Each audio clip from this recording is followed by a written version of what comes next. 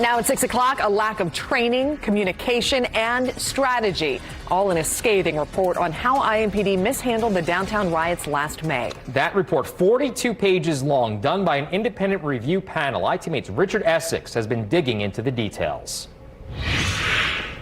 The report says the Indianapolis Police Department lacked coordination, planning, and communication for a protest of this magnitude.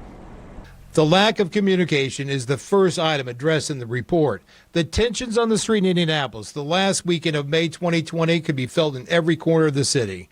The report states that police had intelligence that something would occur over the weekend. Based on interviews with IMPD leadership, it seems little, if any, actual planning took place. In addition to the lack of a strategic plan, there were multiple communication issues that caused difficulties in responding in a coordinated fashion. Deputy Chief Josh Barker told ITMate the department was making changes on the fly. We shifted our strategy to try to understand the objectives of the demonstrators downtown, adjust our efforts to help facilitate that safe environment for those gatherings to occur. The report says the appearance of officers in riot gear sent the wrong message to those peacefully protesting, along with what was perceived as military-type weapons, created the perception of an aggressive police posture from the onset. Basic information from IMPD's command staff was not getting to the officers on the front line of the riots.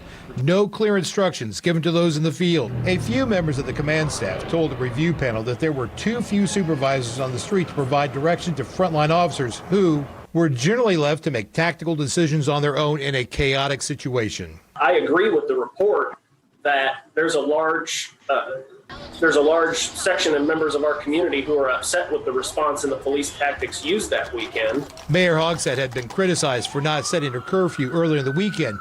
The report states that the governor's executive order in relation to the public health emergency would have inadvertently have prohibited the mayor from issuing a curfew order. That state executive order had to be amended quickly over the weekend to permit the curfew order at the city level.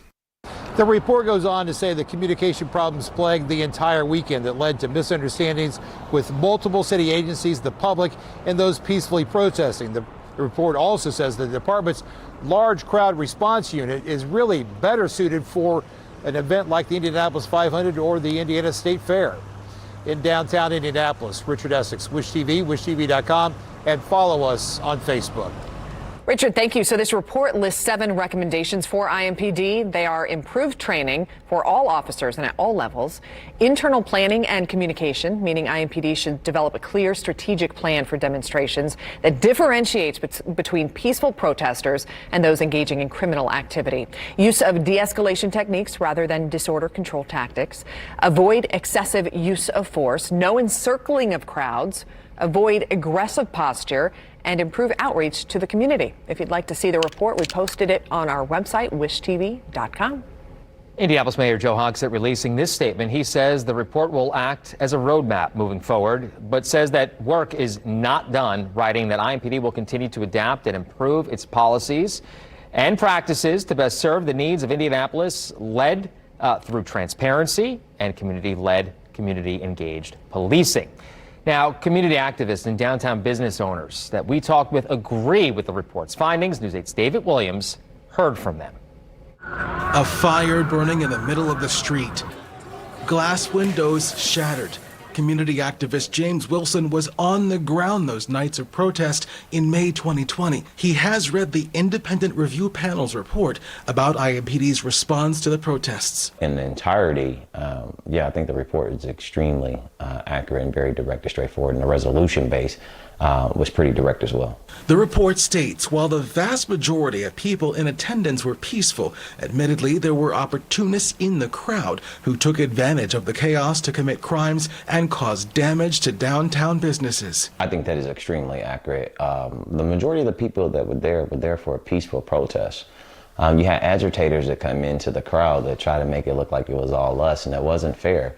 The report also states the IMPD response failed to differentiate between these two very different groups of people. I will say this in regards to IMPD with that situation. I don't think they knew. And so they can't get faulted. I look at what's real. And so if I'm gonna point the finger, I'm gonna point the finger at the reality of it. They can't get faulted for people in the crowd. They didn't have a clue it was there. It wasn't like the intelligence, once again, that happened in DC. Chris Carnivus's store, Jack's Donuts, had about $15,000 in damage from the riots. I was in the middle of it all, and I watched it all unfold on our street. I also showed him the report's conclusion, which states in part that the chaos and destruction that happened can't completely be laid at the feet of frontline IMPD officers. I think that their hands were tied. I think their hands were totally tied by the mayor's office at the end of the day. The report ends by saying it's the panel's hope that recommendations are accepted in the spirit of helping IMPD improve its response to future protests. Wilson shares that hope. Wilson tells me he feels like IMPD is taking correct steps towards strengthening community bonds. In downtown Indianapolis, I'm David Williams, Wish TV, wishtv.com, and follow us on Facebook. David, thank you. Just minutes before the report, IMPD released a series of videos online discussing accountability and transparency. Deputy Chief of Oversight, Audit, and Performance, Kendall Adams, talked about some of the steps the department is taking. We really have empowered our commanders to have conversations, to have intimate conversations with community members about information that we may not release publicly, but that they can have in those intimate conversations with folks. You ask any chief, including Chief Taylor, they would like to release everything. The bottom line is they want to put it all out there. But there are limitations. IMPD also launched a new dashboard through Indy.gov. It shows you all the shootings involving IMPD officers and information about each one.